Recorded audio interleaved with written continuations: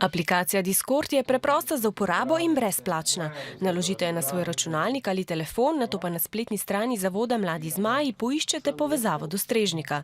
In tako ste že del velike skupnosti. Najbolj popularne so vsekakor je ta gaming. Ogromno mladih ima neko potrebo po nekem izražanju ustvarjalno, kot v primeru fotografije, risanja, slikanja. Igramo Dungeons and Dragons, ker v bistvu mladi zavzamejo neko drugo vlogo in potem odigrajo nek lik, pa tudi recimo pogovori z nekimi, ali je to z mladinskimi delavci, ali je to z radijskimi voditeljicami, ali je to z nekimi strokovnjaki.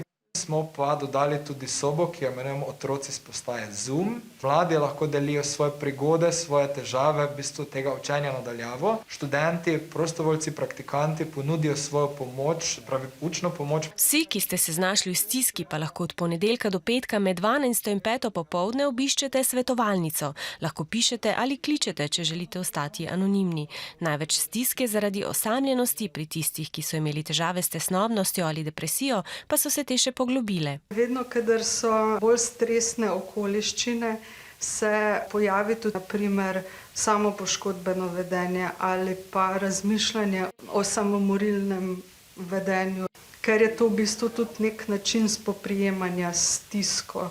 Tega je več v tem trenutku. Pogovor lahko vedno pomaga. Če so stiske prehude, se vseeno dobro obrniti na strokovnjaka, ali je to pač kar na zdravnika, če je že tako hudo, ki nas bo napotil naprej, ali pač na šolsko svetovalno službo. Vsak ponedeljek se jim lahko pridružite tudi pri pogovoru v živo. Ta teden so denimo razpravljali o depresiji in Mladi z mladimi delili koristne nasvete iz prve roke.